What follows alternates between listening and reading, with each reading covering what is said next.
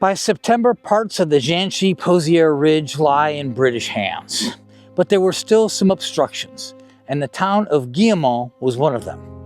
Now, Guillemont had been attacked 5 times without success, and Sir Douglas Haig's patience was running thin.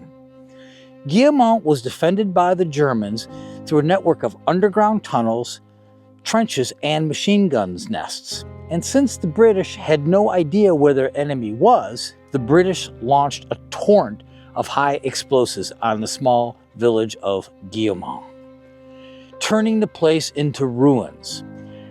And the Germans returned the favor in kind. They turned all of the avenues to attack Guillemont into massive killing fields with machine gun fire. The result was that both armies ended up being a part of an industrial mincing machine. The British High Command praised the Germans' defense of Guillemont as their finest of the war.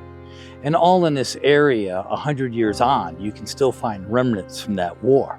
After 6 weeks of the Battle of the Somme, the Germans had lost over 100,000 men. The British were sacrificing men for yards, not miles, and the Germans were sacrificing men for time. It was a butcher's build, paid by commodities in flesh and blood. I'm at Fricourt Cemetery. This is one of a few German cemeteries in the Somme region. The German cemeteries are a little different than the British cemeteries. In the British cemeteries, there's a white headstone for every one man. And if he's believed to be buried in that cemetery, they still put a headstone believed to be buried in the cemetery. And if it was somebody that they couldn't recognize, an unknown soldier, they would say, a soldier unto God. The German troops buried here at Fricourt, there is not 1, but 4 German soldiers buried for every cross. So we talk about 17,000 Germans interred here, or 100,000 in the first 6 weeks, or 57,000 British casualties on the first day of the Somme alone. These are statistics and they're numbers. But these people, these men, were not statistics or numbers. They were human beings that had a history and a family.